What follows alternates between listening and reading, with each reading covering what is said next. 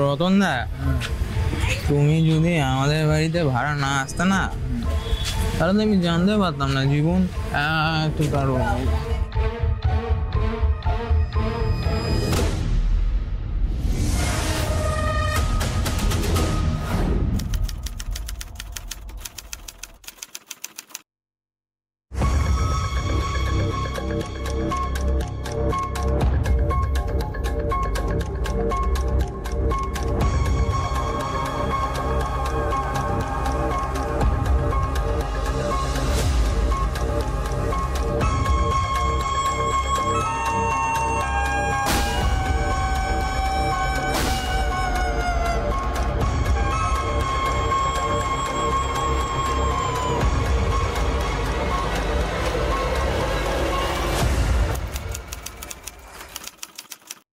একজন আপাতমস্তক প্রতারক ব্যক্তি যখন প্রতারণা করবে বলে মনস্থির করে, তখন সে আর কোনো কিছুই তার কাছে গুরুত্ব পায় না।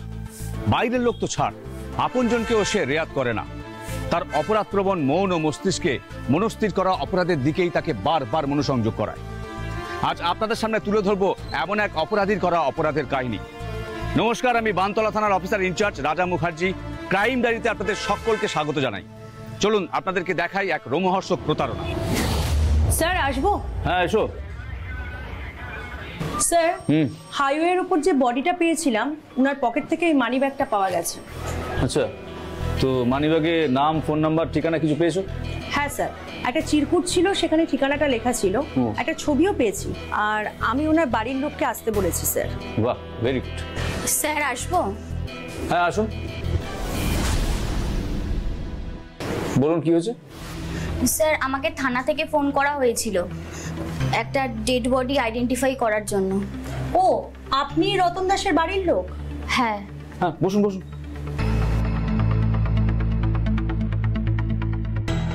দেখুন, বডিটা হাসপাতালে নিয়ে যাওয়া হয়েছে পোস্টমর্টমের জন্য।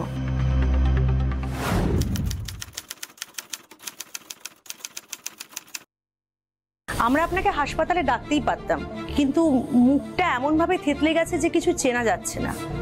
আমরা ওনার পকেট থেকে একটা মানি ব্যাগ পেয়েছি, আর সেখানে একটা চিরকুটও পেয়েছি, তাতেই সম্ভবত আপনার নাম্বারটা লেখা ছিল। পূজা, এটা পড়ে নাও। মানি ব্যাগটা বার করো, বার করে ওনাকে ওগুলো দেখো। হ্যাঁ স্যার।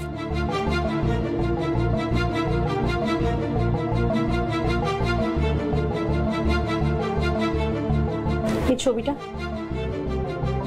আচ্ছা এই হাতের লেখাটা কি ওনার? হ্যাঁ, তবে ম্যাডাম একটা কথা বলবো আপনাকে, এটা যদি সত্যি ও ডেড বডি হয়ে থাকে, তাহলে আমি অন্তত খুব খুশি হব। কি বলছেনটা কি? আপনার পরিবারের একজন মারা গেছে, আপনি শুনে সেটা বলছেন খুশি হয়েছে? যে ব্যক্তির কথা বলছেন, একবার আপনাদের রেকর্ড বইটা চেক করে দেখুন, ওর নামে কতগুলো কেস ফাইল করা আছে। ও শুধু লোকের ক্ষতি করেনি, নিজের পরিবারেরও ক্ষতি করেছে। কি ব্যাপারটা একটু খুলে বলুন তো। বাড়িতে কেউ আছেন? দরজাটা খুলুন।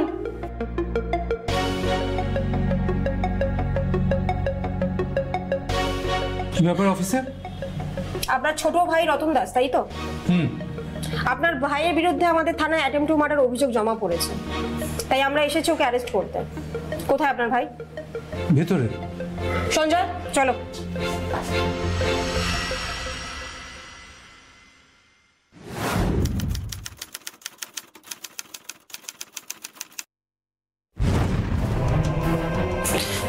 আরে আমি কিছু করিনি ম্যাডাম।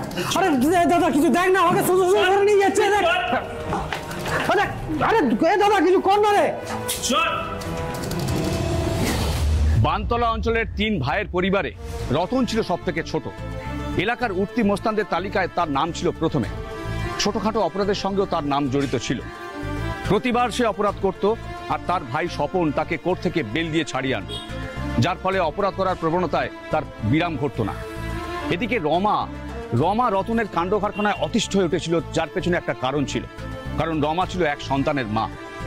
যাই হোক, স্বপন প্রতিবার কোর্ট থেকে তাকে ছাড়িয়ে আনলেও এবার কিন্তু রতনকে আর ছাড়তে পারল না, কারণ অ্যাটেম্পট টু মার্ডার কেসে রতনের 6 মাসের জেল হয়ে গেল।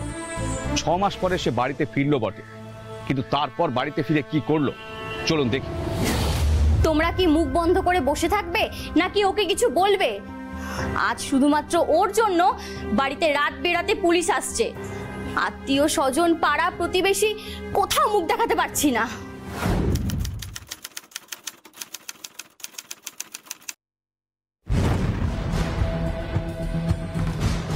আমি তো তোমাদের অনেকবার বলেছি যে এ বাড়িতে আমার যা ভাগ আছে সেটা আমাকে দিয়ে দাও, আমি এ বাড়ি ছেড়ে চলে যাবো। তোমরা তো কথা শুনবে না। অবশ্য আমার তো মনে হয় তোমরা আমার ভাগটা মেরে দেওয়ার ধান্দায় আছো। সব সালা ধান্দা বানছে। শুনলে? হ্যাঁ শুনলে তো তোমার এই গুণধর ভাইয়ের কথা? দেখ রতন, কি এত কিছু হয়ে যাওয়ার পরেও তোর কি একটু লজ্জা নেই? বলছি এতবার তো থানায় গেছিস, আজকে জেলও খেটে এলি, এবার তো নিজেকে একটু বদলা। এই সকাল সকাল দিমাগ ছেড়ো না তো। আমি আবারও বলছি বাড়িটা ভাগ করো, আমার ভাগ আমায় দিয়ে দাও, ওটা বেচে আমি এ বাড়ি থেকে চলে যাবো। এটা ভেবো না যে আমারও তোমাদের সঙ্গে থাকার খুব ইচ্ছে আছে। হ্যাঁ বড়দা, বড়দা আপনি কি চুপ করে থাকবেন? ওকে কিছু বলবেন না? আমি আর কি বলবো বৌমা, আমার তো নিজেরই কোনো রোজগার নেই, তোমাদের ভরসায় আমি বেঁচে আছি। আমার আর কি বা বলার থাকতে পারে? স্বপন যা সিদ্ধান্ত নেবে সেটাই আমার সিদ্ধান্ত। তবে হ্যাঁ, আমি বেঁচে থাকতে বাড়ির ভাগাভাগি হতে দেব না। আমি দাদার সঙ্গে একমত। আমিও চাই না এবারের কোনো ভাগাভাগি হোক, আমাদের ভাইদের মধ্যে কোনো ভাগাভাগি হোক। তার মানে ব্যাপারটা কি দাঁড়ালো? 2:1। আমি জানতাম এটাই হবে।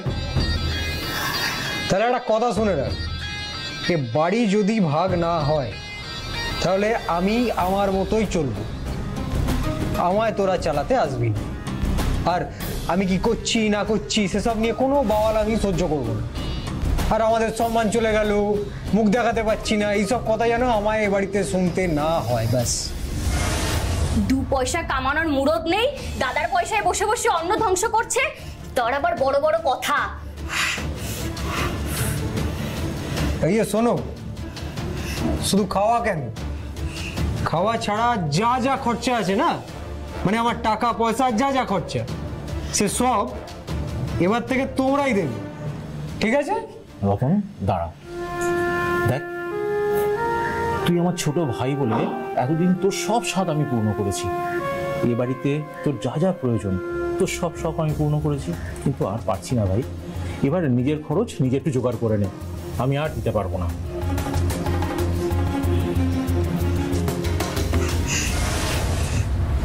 মামা বলছি, ছেলেটা জেল খেটে এসছে, ওখানে কিছু হয়তো ভালো করে খেতে পায়নি, তুমি আজ ওকে একটু ভালো মন্দ কিছু খেতে দিই। আমরা 3 ভাই আজকে একসঙ্গে খেতে বসবো। হ্যাঁ মানে? আরে এই তো বললে।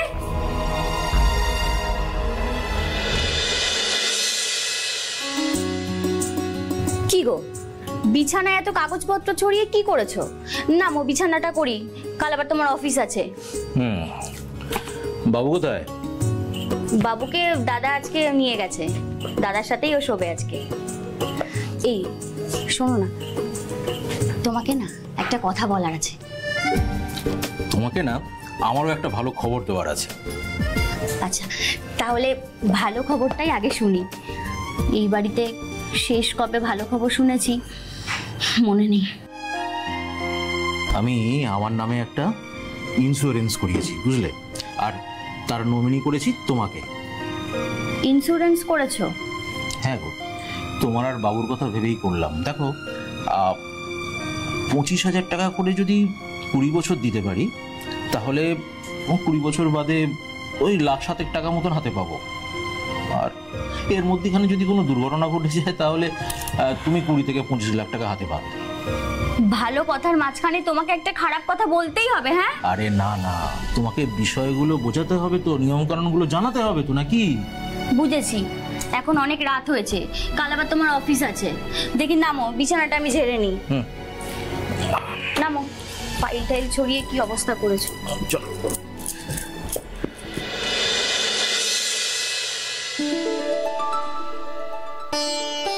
কিরে, ওখানে ওরকম মুখ নিচু করে দাঁড়িয়ে আছিস কেন?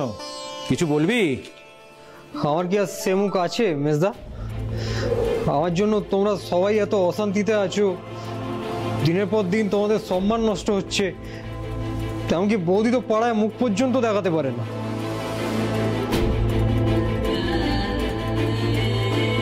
টাকা পয়সা কিছু লাগবে? এমা ছিছি মেজা, তুই কি সব বলছিস? না না, ওসব কিচ্ছু আমার লাগবে না। আমি আমার ভুলটা বুঝতে পেরেছি। আমি আর কোনোদিন এরকম খারাপ কাজ করবো না, বিশ্বাস কর। বাল্মীকি, শোনো না বৌদি, বলছি বিশ্বাস করো। হ্যাঁ আমি জানি যে আমি যা করেছি দিনের পর দিন, তাতে আমার কথা তোমাদের বিশ্বাস হবে না, কিন্তু সত্যি বলছি আমি এবার থেকে নিজেকে শুধরে নেব। আমি কোনোদিন আর এমন খারাপ কাজে করবো না, ওই পথেই যাবো না, বিশ্বাস করো। এবার থেকে তোরা আমাদের যা যা বলবি, আমাকে যা যা বলবি, আমি তাই তাই মেনে চলবো একেবারে। বৌমা, বাজারের ব্যাগটা দাও। এ কি বর্দা, তুমি বাজারে যাবে নাকি?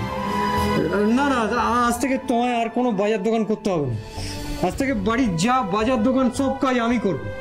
আর হ্যাঁ বৌদি, ওই রাজাকে তুমি তৈরি করে এনে দাও, আজ থেকে আমি ওকে স্কুলে পৌঁছে দেবো। হ্যাঁ কি হলো, যাও ব্যাগটা দাও। হ্যাঁ ক্ষমা করে দেবো বলতে, আমি কোনোদিন আর এমন করবো না, বিশ্বাস কর। বৌমা, এত রাত হয়ে গেল, স্বপন এখনো বাড়িতে ফিরল না? সেটাই তো দেখছি দাদা, ও তো কখনো এত রাত করে না। তোমার কাছে তো ফোন আছে, একটা ফোন করে দেখো না স্বপন কোথায় আছে। আমার ফোনে ব্যালেন্স নেই দাদা। রতনকে পরশুদিন কতবার বললাম যে আমার ফোনে ব্যালেন্সটা ভরিয়ে দিয়ে যাও, সে বাবু তো ড্যাং ড্যাং করে বন্ধুর বাড়ি চলে গেল। রাজার বাবাকেও বললাম, বলল অফিসে গিয়ে তারপর ভরিয়ে দেবে। তাছাড়া যখন দেখছে এত দেরি হচ্ছে, একবার তো আমায় ফোন করে জানাবে। এই বাড়িতে আমার কোনো ভ্যালু নেই। না না বৌমা, স্বপন হয়তো কাজের চাপে ভুলে গিয়েছে, আর রতনের যে মতিগতি ঠিক হয়েছে এটাই অনেক। তবে তবে ওকে আমার বিশ্বাস হয় না বৌমা। না না দাদা, রতন আর আগের রতন নেই, ও একেবারে বদলে গেছে। তবে আমি ভাবছি ওর এত লেট হচ্ছে কেন। দাদা আপনি চলুন, আপনার খাবারটা বেড়ে দিয়ে আপনি খেয়ে নিন। না না, এখন খাবো না, স্বপন ফিরুক, একসঙ্গে বসে খাবো।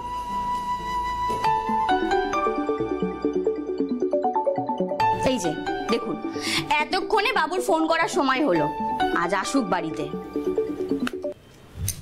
কি গো, তোমার কোনো কাণ্ডব জ্ঞান নেই? কত রাত হয়েছে দেখেছো? দেখুন, বানতলা থানা থেকে বলছি। কোথা থেকে বলছেন? থানা? বানতলা থানা থেকে বলছি। হাইওয়েতে একটা রোড অ্যাক্সিডেন্টে এক ব্যক্তির মৃত্যু হয়েছে। আমরা তার মোবাইল ঘেঁটে তার নাম্বার থেকে আমরা আপনাকে ফোন করছি। কি হয়েছে বৌমা? দাদা, দাদা আমার সর্বনাশ হয়ে গেছে। আরে কি হয়েছে বলবে তো? একটা অ্যাক্সিডেন্টে আপনার ভাই। কি বলছো তুমি বৌমা? বৌমা, সেটা ধরো বৌদি, ইন্স্যুরেন্স অফিস থেকে তোমাকে কাগজটা দিতে বলেছি, আর বলেছি এটা সই করে তুমি যেন নিজে গিয়ে জমা দিয়ে আসো।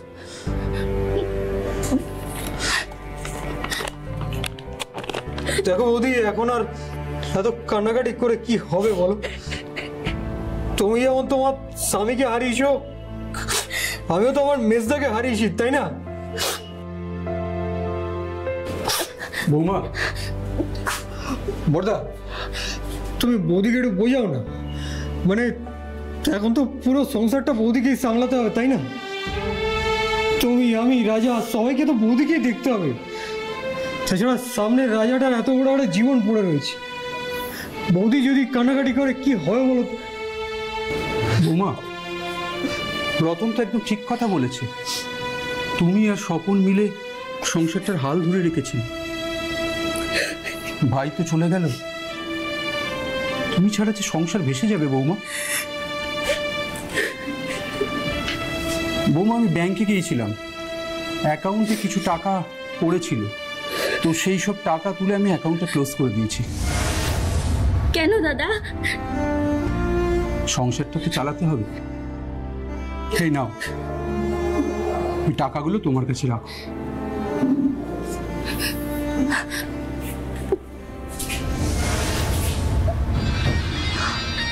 বড়দা তো তবু এত খারাপ একটা সময় তোমার হাতে অতগুলো টাকা তুলে দিল, কিন্তু সালা আমি এমন একটা অকর্মণ্য যে এমন সময় সংসারটার জন্য কিচ্ছু করতে পারছি না।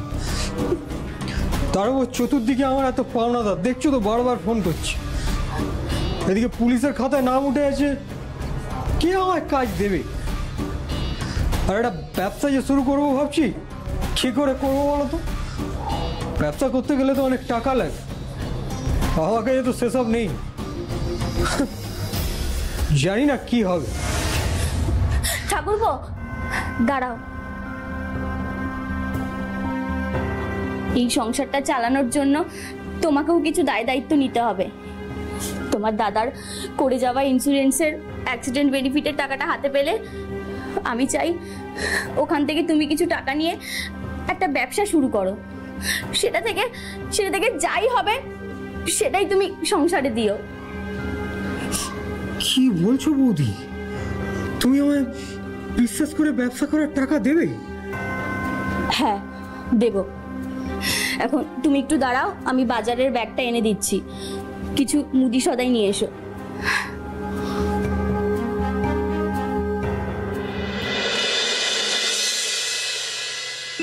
তো মহা সমস্যা। কি হলো ঠাকুরপো, ফোনটা ধরছো না কেন? ধরো। এবার যেসব করা যাবে না বৌদি, এসব আমার পুরনো পাপ, আর ওরা ফোন করছে বারবার। আমি যে কি ভুল পথে ছিলাম বৌদি, এখন বুঝতে পারছি। তাহলে এক কাজ করো না, নাম্বারগুলো ধরে ধরে ব্লক করে দাও। না না না না না না, ওসব করা যাবে না। ও নাম্বার ব্লক করলে এক্ষুনি বাড়ি ফাড়ি এসে বাহাল করবে, কেউ করে নাকি? ও আমি সামনে নেবো, তুমি চিন্তা করো না। হ্যাঁ ভালো কথা বৌদি, ওই তোমার অ্যাকাউন্টে দাদার যে টাকাটা ঢোকার কথা ছিল ঢুকেছে? হ্যাঁ এসেছে বলেই আজ দুপুরে বড়দাকে নিয়ে আমি ব্যাংকে গেছিলাম।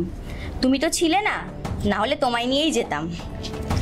নাও টাকাটা ধরো, তোমার ব্যবসার জন্য যে টাকাটা লাগবে বলেছিলে এখানে সেটা আছে। থ্যাংক ইউ বৌদি।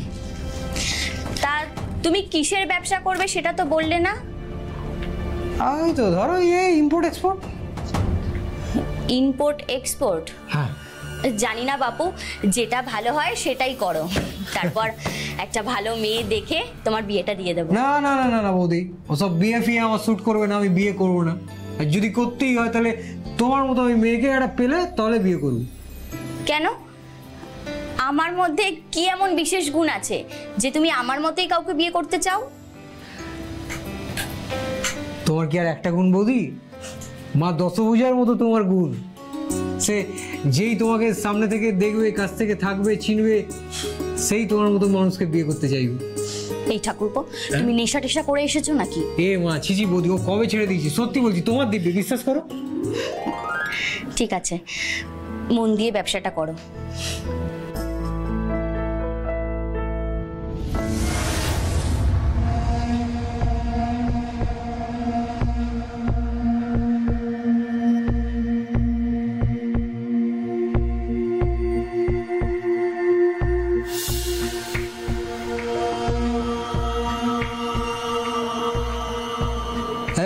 আমার কথাটা শোন। একদিন বহুত ঝাড় জ্বালিয়েছিস, হ্যাঁ? শোন, কালকে সকালবেলা তো সব দেনা শোধ করে দেবো, আর মুখে না একটু লাগাম লাগা। ডাক।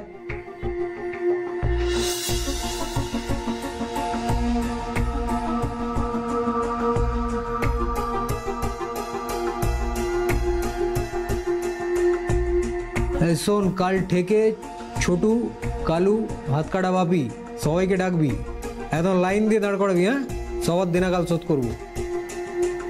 আর সে দেখা যাবে, ফোন ডাক।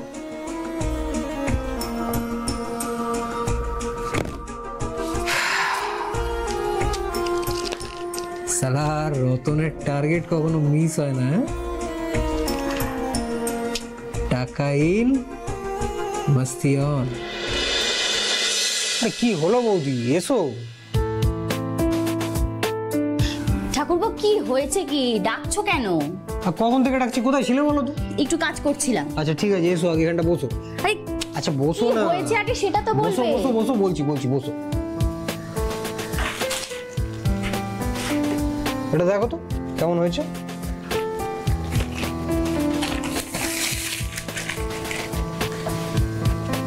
বাহ, খুব সুন্দর হয়েছে। কার জন্য এনেছো? তোমার জন্য।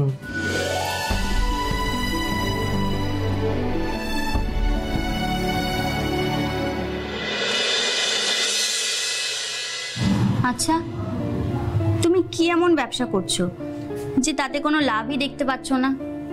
বারবার শুধু ব্যবসা বদলাচ্ছ আর আমার থেকে টাকা নিয়েই যাচ্ছ। আচ্ছা আমি কি করব বলো তো? যে ব্যবসাটায় হাত দিচ্ছি সেটাই শালা ঝাড় খেয়ে যাচ্ছে। তাহলে সেই ব্যবসাটা তুমি করছো কেন, যেটার সম্বন্ধে তুমি কিছু জানোই না? এই 2 বছরে নেই নেই করে 10 লাখ টাকা তুমি আমার থেকে নিয়েছো, কিন্তু একটা টাকাও ঘরে ফেরত আনতে পারোনি। আচ্ছা আমি কি এই বাড়ির জন্য কিছু করিনি? হ্যাঁ করেছো, মাঝে মধ্যে বাজার করে এনেছো, আর আমার বাবুটার জন্য 2-3 বার জামা কাপড় কিনে এনেছো। এর থেকে বেশি তুমি আর কি করেছো? আচ্ছা আমি কি করব যদি আমার ব্যবসায় কোনো প্রফিট না হয়? হ্যাঁ তুমি যেভাবে বলছো, মানে 10 লাখ টাকার খোঁটাটা তুমি যেভাবে দিচ্ছ তাতে তো মনে হচ্ছে আমি যেন ওই টাকাটা নিয়ে কোথাও ভর্তি করে বেরিয়েছি। তুমি আমাকে সন্দেহ করছো? হ্যাঁ মানছি মানছি তোমার চিন্তাটা কোনো অমূলক চিন্তা নয়, আমি ছিলামই সেরকম, কিন্তু এখন আমি বদলে গেছি। আসলে কি জানো তো, এই সবই হচ্ছে আমার পূর্বকর্মের ফল। আচ্ছা আচ্ছা ঠিক আছে, বসো। আমি কি সে কথা বললাম তোমাকে? দেখো বৌদি, আর যে আমায় যাই ভাবুক যাই বলুক আমার কিচ্ছু যায় আসে না, কিন্তু তুমি যখন... আমি বুঝি, কিন্তু তোমাকেও তো একটা কথা চিন্তা করতে হবে। ইন্স্যুরেন্স কোম্পানি থেকে যা টাকা পেয়েছিলাম সব প্রায় শেষের পথে। সংসারে রোজগার না থাকলে সংসারটা চলবে কিভাবে? আরে আমারও তো সেটা নিয়ে চিন্তা হচ্ছে। এই তো কদিন আগে আমার এক বন্ধুর সঙ্গে দেখা হলো, বললো যে নতুন একটা কি ব্যবসা শুরু করেছে, সেটা নাকি হেভি লাভ, ভালো প্রফিট হচ্ছে, কামাচ্ছে ভালো। তো আমি ওকে বলে দিয়েছি না না আর কোনো ব্যবসা করতে পারবো না, আর কবারই বা তোমার থেকে টাকা ধার করবো? আমি বা কোথা থেকে বারবার টাকা পাবো? যা টাকা ছিল সব আমি বাবুর নামে ফিক্সড করে দিয়েছি। এবার ওটা ম্যাচিওর না হওয়া অবধি আমি তো ভাঙতেও পারবো না। না ও ভাঙা যায় না, মানে ভাঙা যায়, ওই একটু কম টাকা পাবে আর কি। সে তুমি চাইলে আমি চেষ্টা করতে পারি, আর মনে হয় ব্যবসাটাও দাঁড়িয়ে যাবে বৌদি। আর একবার বৌদি। ঠিক আছে দেখছি। শুধু তুমি দেখলেই হবে। অঙ্গারও শত ধৌতেন মলিনাত্যং না মুচ্ছয়ন্তি। কয়লাকে যতই ধো না কেন কালী মাতার যাবে না। রতনের চরিত্র ছিল একদম এই রকম। এদিকে কম বয়সে স্বামীহারা রমা, যে রতনের মতো ভালোবাসার ভেগধারী প্রতারকের পাল্লায় পড়ে সে নিজেকে তুলে দিয়েছিল রতনের হাতে। আসলে রতনের উদ্দেশ্য ছিল স্বপনের সমস্ত ইন্স্যুরেন্সের টাকাগুলো হাতানো। আর এই বিষয়টা যখন রমা বুঝতে পারল, তখন তাদের সম্পর্কে জল অনেক দূর গড়িয়ে গেছে। এদিকে তাদের সম্পর্ক তপনের কাছে আর গোপন থাকলো না। রতনের কারণে গোটা পরিবারটা দেনাগ্রস্ত হলো। পাওনাদাররা বাড়িতে আসতে শুরু করলো। অবশেষে রতন বসত বাড়িটা বিক্রি করে দিল। তারপর কি হয়েছিল চলুন দেখি। তো আপনি একবারও বুঝতে পারেননি যে রতন আপনার সঙ্গে টাকার জন্য প্রতারণা করলো? বুঝতে পেরেছি, কিন্তু যখন বুঝতে পেরেছিলাম তখন অনেকটা দেরি হয়ে গেছিল। দিনের পর দিন ভালোবাসার অভিনয় করে ব্যবসার নাম করে মিথ্যে বলে তুমি আমার কাছ থেকে টাকার পর টাকা নিয়ে গেছো। রাজার নামে ফিক্সড করা টাকাগুলোও তুমি নষ্ট করেছো। পাওনাদারদের দেনা মেটাবে বলে শেষ অবধি বাড়িটাও তুমি বিক্রি করিয়ে ছাড়লে। আর আমরা তারপর এই শেষে ভাড়া বাড়িতে এসে উঠলাম, আর এখন বলছো বাড়ি বিক্রি সব টাকা তুমি শেষ করে দিয়েছো। আমারই ভুল, আমারই ভুল। আমি তোমার ভালো মানুষিতে ভুলে গিয়েছিলাম যে তুমি একটা প্রতারক, তুমি একটা আসামি।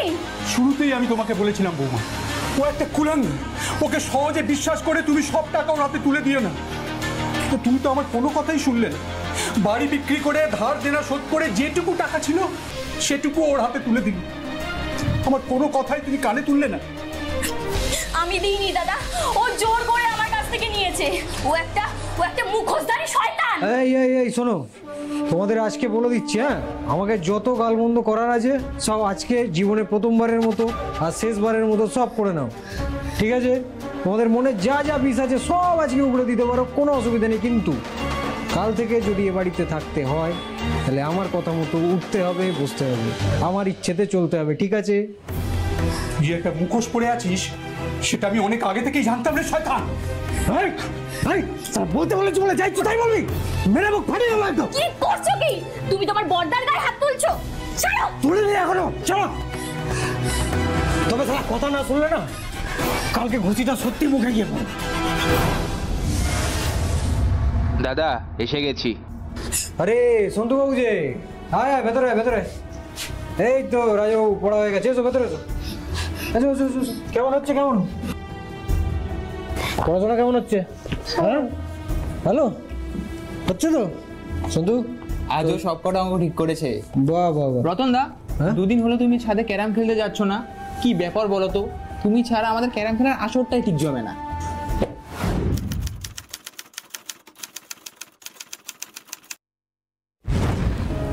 এক কাজ কর সন্তু, একটু বস, বুঝলি? আমি ওকে দিয়ে আসছি। চলো তো রাজবাবু, ভেতরে চলো চলো। আমাকে দিয়ে আবার চলে আসবে না।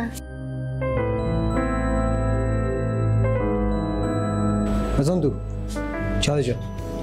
রতন দা আজ এখানেই থাক, ছাদে মা বাবা গল্প করছে, কিন্তু বৌদি কিছু মনে করবে না তো? বৌদি নো চাপ, বস এদিকে এদিকে বস। রতন দা চিয়ার্স। চিয়ার্স।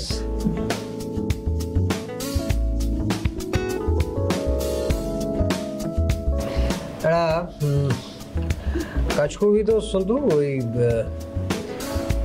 তোর কোন এক বন্ধু আছে না ওই ইন্স্যুরেন্স করে? হ্যাঁ। ওই ছেলেটাকে একবার ডাকবি তো। কেন, ইন্স্যুরেন্স করাবে? হ্যাঁ সেরকমই তো ভাবছি। অনেকগুলো টাকা তো, কেবলমাত্র অ্যাক্সিডেন্টাল বেনিফিটসই পাওয়া যায় রতন দা, কি ঠিক বললাম তো? একদম ঠিক। পলিসি করার পর যে কোনো মুহূর্তে ক্লায়েন্টের কোনো দুর্ঘটনা ঘটলে তার পরিবার ওই সব টাকাটা পায়। আচ্ছা তাহলে ভাই তুমি বেড়ে এমন একটা পলিসি বানাও যেখানে বেশ অনেকগুলো টাকা, হ্যাঁ, আর নমিনিটা কিন্তু আমার ভাইপো হবে, বলে রাখ। মানে অ্যাক্সিডেন্টাল বেনিফিটের টাকাটা যেন অনেকটা হয়। কি লোকে নিজের পরিবারের ভবিষ্যতের জন্য পলিসি করে, এখানে আপনার কথা শুনে মনে হচ্ছে আপনি আপনার মরার জন্য পলিসি করছেন। একটু জল খাবেন? হ্যাঁ দিচ্ছি।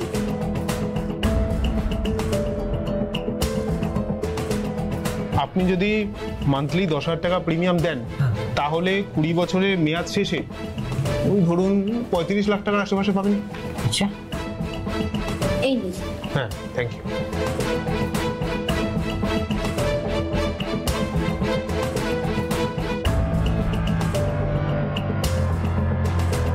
কাগজপত্র বের করো, আমি আজকেই পলিসি করবো। তোমায় আমি 25,000 টাকা করে প্রিমিয়াম দেবো। তুমি কাগজপত্র রেডি করো, আমি টাকাটা নিয়ে আসছি। রেডি করো।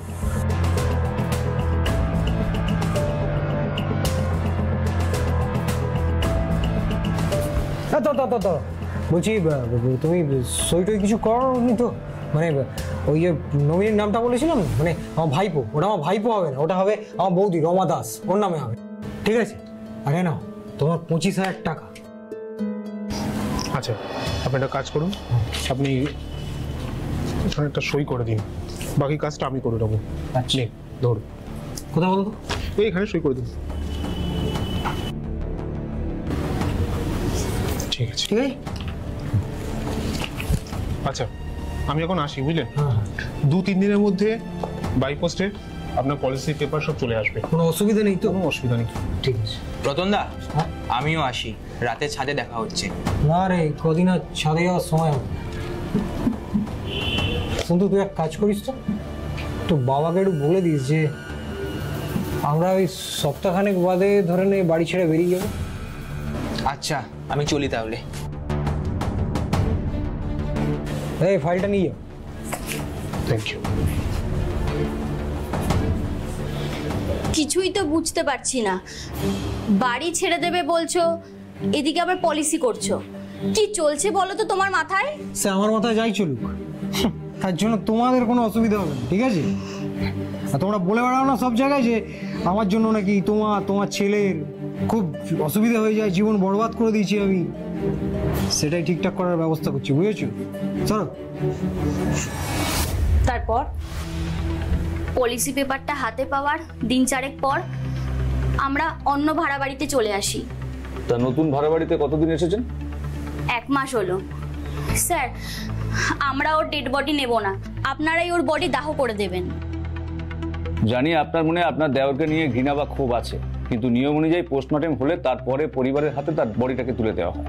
যাকে আপনি এখন আসুন।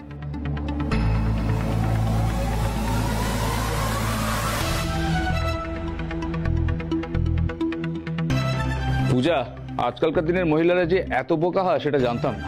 স্যার, আমার কিন্তু রমাকে খুব একটা বোকা মনে হলো না, বরং ইনোসেন্ট মনে হলো। এমন ইনোসেন্ট যে একজন ধুরন্ধর অপরাধীর চালাকিটা বুঝতে পারেনি। স্যার, আমার কিন্তু এই দুর্ঘটনাটা সাধারণ দুর্ঘটনা বলে মনে হচ্ছে না। কেন? রমার কথা শুনে তাই মনে হলো স্যার। কিরকম? স্যার, দুটো ক্ষেত্রেই একটা কমন ফ্যাক্টর আছে, সেটা হলো ইন্স্যুরেন্স। রতনের দাদা ইন্স্যুরেন্স করার পর পথ দুর্ঘটনায় মারা যায়, আবার এদিকে রতনেরও ইন্স্যুরেন্স করার পর রতন পথ দুর্ঘটনায় মারা যায়। কাকতালীয়ভাবে স্যার দুটো ঘটনায় যেন একই টাকার এপিট আর ওপিট মনে হচ্ছে। তোমার অ্যাজাম্পশনটা ঠিক পূজা, হয়তো তুমি যেটা ভাবছো সেটাই হতে পারে। আর স্যার, হ্যাঁ, উনি রতন দাসের দাদা বলে নিজের পরিচয় দিচ্ছেন আর আপনার সঙ্গে কথা বলতে চাইছে। আচ্ছা, হ্যাঁ তুমি এসো। Okay sir. আপনার মেজ বৌমার সঙ্গে তো স্যার এইমাত্র কথা বললেন। বডি পোস্টমর্টেমের পর আমরা আপনাদের হ্যান্ডওভার করে দেব। আমার ছোট ভাইটাকে কাটাছাড়া করবেন না স্যার, ও খুব কষ্ট পাবে। স্যার, ওর দেহটা আমাদের দিয়ে দিন, আজকেই আমরা সৎকার করে দেবো। ঠিক আছে, আপনি আগে বসুন।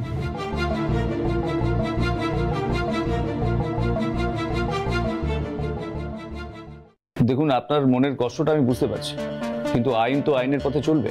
অ্যাকচুয়ালি পোস্টমর্টেম হওয়ার পরে আমরা বডি হ্যান্ড ওভার করি, আর ওটা যে আপনার ভাইয়েরই ডেড বডি সেটা আমরা আরো কনফার্ম হই, তারপরে আমরা বডি হ্যান্ড ওভার করবো। আপনি এখন আসুন। স্যার, আপনারা শুধু শুধু আমার ঝামেলা বাড়াচ্ছেন, ওসব পোস্টমর্টেম করতে হবে না, আমাদের দেহটা দিয়ে দিন স্যার। দাঁড়ান, আমরা বলা সত্ত্বেও বারবার করে আপনি বডি ক্লেম করছেন, কি ব্যাপার বলুন তো? কেন, কি ব্যাপার স্যার? আচ্ছা, আপনি লোক লাগিয়ে আপনার ভাইয়ের দুর্ঘটনা ঘটেনি তো? না না স্যার, কি যা তা বলছেন আপনারা। আমি আমার ভাইকে মারতে যাব কেন? ওই আমাকে ফোন করে থানায় আসতে বলেছে। হোয়াট? তার মানে ওটা রতনের ডেড বডি নয়? তাহলে রতন কোথায় এখন? আমি কি করে বলবো স্যার? ও আমাকে ফোনে হুমকি দিয়ে বলল আমি রাজা আর বৌমার যদি ভালো চাই, ও আমাকে যেটা যেটা বলেছে আমি যেন থানায় এসে সেটাই বলি স্যার। দেখি আপনার ফোনটা দিন তো। এই কোন নাম্বার থেকে ফোন করেছিল? ওই থানায় ঢোকার আগে আমাকে যে নম্বরে ফোন করেছিল, এইটা কল করো। স্যার, ফোন তো সুইচ অফ বলছে। সুইচ অফ বলছে? ঠিক আছে, তুমি এক কাজ করো, নাম্বারটা সার্ভিলেন্সে পাঠাও, আর আপনি ফোনটা এখানে রেখে যান, আর পাশের ঘরে ওয়েট করুন। ওকে স্যার, আসুন।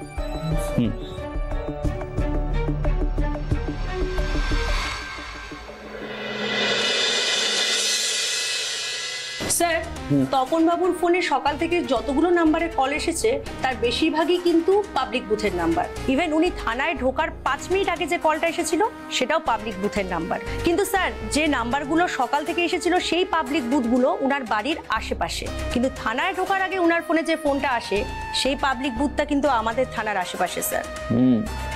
তার মানে রতন ওর দাদার এবং ওর বাড়ির প্রতি নজরদারি করছিল। স্যার, আরেকটা খবর আছে, একজন ভদ্রলোক এসেছেন, উনার ছেলে কাল রাত থেকে নিখোঁজ। উনি ডায়েরি করতে এসেছেন, উনাকে আমি বাইরে বসিয়ে রেখেছি। যাও নিয়ে এসো। ওকে স্যার, আসুন। বসুন। বলুন। গতকাল রাত থেকে আমার ছেলে নিখোঁজ। আশেপাশে পাড়া প্রতিবেশী আত্মীয় স্বজন সব জায়গায় খুঁজেছি, কিন্তু কোথাও পাইনি।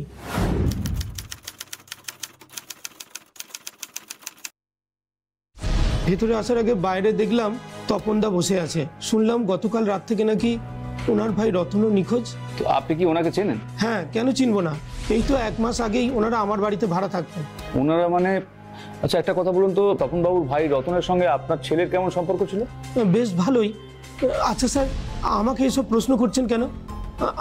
আমার ছেলেটাকে খুঁজে দিন স্যার। ঠিক আছে, আমরা দেখছি। তার আগে আপনি ঈশ্বরের কাছে প্রার্থনা করুন আমি যেটা সাসপেক্ট করছি সেটা যেন না হয়। আচ্ছা আপনি এক কাজ করুন, আপনার ছেলের একটা ছবি আর আপনার ফোন নাম্বারটা পাশের ঘরে দিয়ে যান। আমরা খোঁজ পেলে আপনাকে থানায় ফোন করবো, আপনি চলে আসবেন।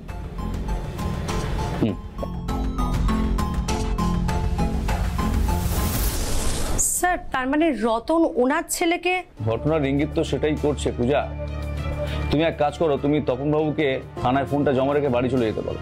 আর হ্যাঁ শোনো, ওই 2 জন কনস্টেবল নিয়ে তপনবাবুকে তুমি ফলো করো আর ফোনটা সুইচ অফ করে রাখবে। দেখো থানায় তপনবাবু কি বলছে সেটা শোনার জন্য উদ্গ্রীব হয়ে রতন তপনকে ফোনটা করবে, আর যেই ফোনটা পাবে না অমনিও বাড়িতে না হলে রাস্তায় তপনকে ধরবে। আমার ধারণা রতনকে ধরতে পারলেই আমরা একটা নয় দুটো খুনের কিনারা করতে পারবো, একটা জানা আরেকটা অজানা। So let's play a game, go. Yes sir.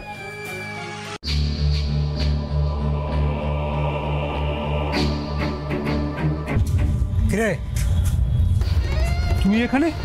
ফোনটা ধরছিস না যে? কি বললো কি থানায়? থানায় বললো পোস্টমর্টেম ছাড়া আমরা বডি দিই না।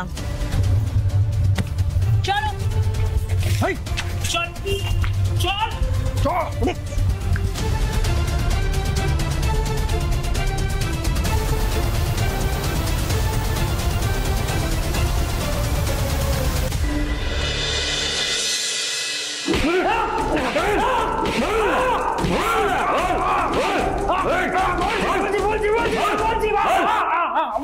বলছি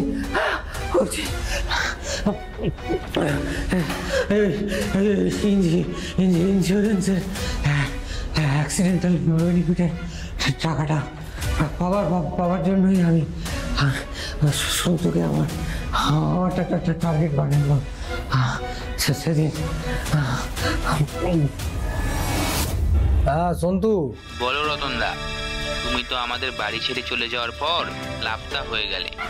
হ্যাঁ আরে কদিন যা কাজের চাপ ছিল আর সময় করে উঠতে পারি। যাকে তুই এখন কি করছিস রে? কিছুই না, একটু মেহফিলে বসেছি, আসতে পারবি? ওকে দাদা। ঠিক আছে আয় আয়, তাড়াতাড়ি আয় তাড়াতাড়ি।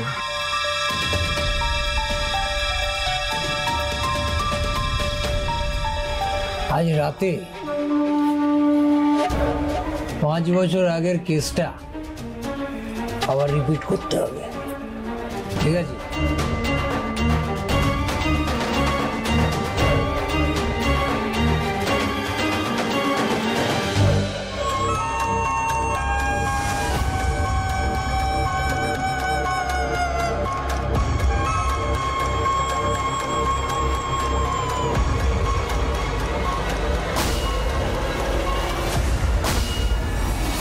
এবার বল, মেজদাকে কেন খুন করলি? আমি মেজদাকে খুন করিনি স্যার, আমি সত্যি কথা বলছি, স্যার, আমি মেজদাকে খুন করিনি। সত্যি কথা বলছি? না স্যার। মেজদাকে খুন করিস? না আমি খুন করিনি। লাগেছে? শোন রতন, শোন, তুই একটা খুন করলে যা সাজা পাবি, দুটো খুন করলে একই সাজা পাবি। তুই ঠিক কর যে তোর এই পাপের বোঝা এখানে খালি করবি না। বল বল। এখনো সত্যি কথা বলছি স্যার,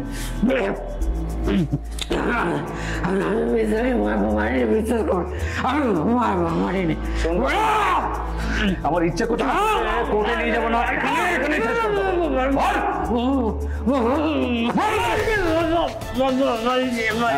বল বল।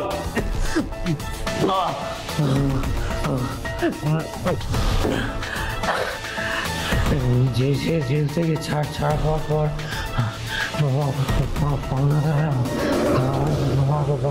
বারবার ফোন করছিল। কে বে শালা বারবার ফোন করছিস? ফোনটা কেটে দিচ্ছি, বুঝতে পারছিস না? তোর বাপ বলছি রে শালা। নেপাল না বলছি। এই ফোন কাটবি না কিন্তু। এবার যদি ফোন কাটিস না তোর বাড়িতে ঢুকে দানা ভরে দিয়ে আসবো। ভেবেছিলি তুই আমার নাম্বার ব্লক করে দিয়ে পার পেয়ে যাবি? হ্যাঁ কালকের মধ্যে আমার টাকাগুলো আমার ফেরত চাই। কিভাবে দিবি, কোথা থেকে দিবি, সেটা তোর ব্যাপার। সরি সরি সরি সরি দাদা, বিশ্বাস করো দাদা, এই সবে মাত্র আমি জেল থেকে ছাড়া পেয়েছি, এখনো একটাও বড় দাও মারতে পারিনি, বিশ্বাস করো। আর আর আর আর আর কটা দিন সময় দাও দাদা, লক্ষ্মী দাদা, আমার আর কটা দিন সময় দাও। ওসব সময় টময় হবে না, 1 বছর ধরে চোরকির মতো ঘুরছি তোর পেছনে। আর আর আর কটা দিন দাদা, আর আর আর কটা দিন সময় দাও, আমি তোমার সব দেনা সুদে আসলে শোধ করে দেবো, আর কটা দিন সময় দাও দাদা। চল ঠিক আছে, তোকে আরো 10 দিন সময় দিলাম, কিন্তু শোন, এই 10 দিনের মধ্যে যদি আমার হাতে আমার টাকাগুলো না আসে, 11 দিনের মাথায় তোর কিন্তু উপরে যাওয়ার টিকিট কনফার্ম। হ্যাঁ থ্যাংক ইউ দাদা, thank you thank you.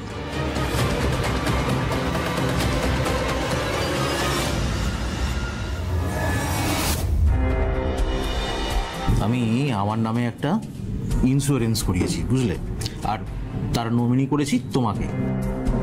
Insurance করেছো? হ্যাঁ গো, তোমার আর বাবুর কথা ভেবেই করলাম। দেখো, 25,000 টাকা করে যদি 20 বছর দিতে পারি, তাহলে 20 বছর বাদে ওই 1,07,000 টাকা মতন হাতে পাবো। এর মধ্যেখানে যদি কোনো দুর্ঘটনা ঘটে যায়, তাহলে তুমি 20 থেকে 25 লাখ টাকা হাতে পাবে। তারপর মেজদাকে মেরে ফেলার জন্য বন্ধুর বাড়ি যাওয়ার মিথ্যে কথা বলে বাড়ি থেকে দিন। তারপর একটা গাড়ি আর একটা ড্রাইভার ফিট করি, করে মেজদাকে ফোন করে বলি যে আমি বন্ধুর বাড়ি আছি, একসাথে বাড়ি ফিরব, তুই হাইওয়েতে এসে দাঁড়া। একজন পুরুষ পরিবারের সুখ শান্তি বজায় রাখতে গিয়ে সে নিজেকে পরিবারে সমর্পণ করে, আর তুই কি করেছিস? তুই অর্থের লোভে, ভোগ বিলাসের লোভে নিজের মেজদাকে খুন করেছিস। ছি! তুই শুধু নিজের পরিবার নয়, একটা মায়ের কোল শূন্য করে দিয়েছিস রতন। ইচ্ছে করছে গুলি করে তোকে এখানে শেষ করে দিই রতন, এইখানে।